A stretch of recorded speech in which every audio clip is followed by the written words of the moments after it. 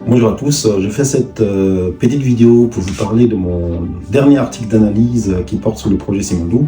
Il est intitulé Simandou, communication sous perfusion et illusion de compétences. Et ce titre est très évocateur parce qu'il s'agit de la prise de parole d'un certain nombre d'acteurs clés dans l'administration, d'un certain nombre d'acteurs clés aussi à la présidence de la République. Il s'agit de M. Yiba Diakité, qui est le directeur de cabinet de la présidence, mais aussi le directeur du Transguinéen et d'autres cadres de l'État qui ont pris la parole, en l'occurrence le directeur de la communication de la présidence, qui d'ailleurs, comme je le dis dans mon article d'analyse, ne devait pas prendre la parole, ce n'est pas du tout son rôle. Et on l'a vu d'ailleurs quand il a pris la parole, un certain nombre d'erreurs qu'il a commises par ailleurs.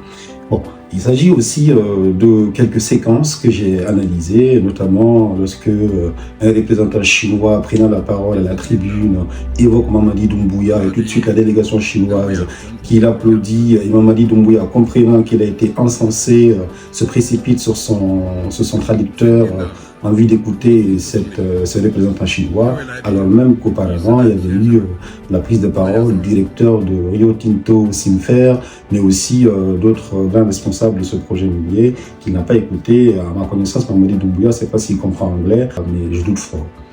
Ça, c'est le premier détail. Le deuxième détail, c'est aussi entre lui et Yiba Diakité dans le wagon, mais aussi sur le quai, combien de fois Yiba Diakité était insistant et on le voyait à travers la vidéo, les images, que c'était un peu quelque chose qu'on pouvait regretter au sommet de l'État.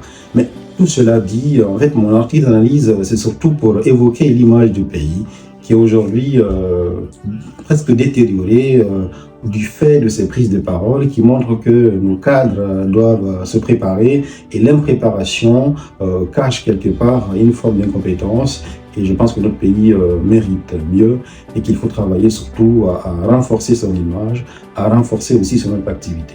Et au-delà de ça, dans cette séquence, j'analyse la communication de façon globale, celle de la présidence, celle de l'État et la nécessité justement de la professionnaliser. Alors je vous invite à lire cet article, je vous invite aussi à laisser des commentaires sous cette vidéo et pourquoi pas à titiller. En tout cas, nous sommes très ouverts au débat chez les concernés et je vous dis peut-être à très bientôt pour un nouvel article d'analyse.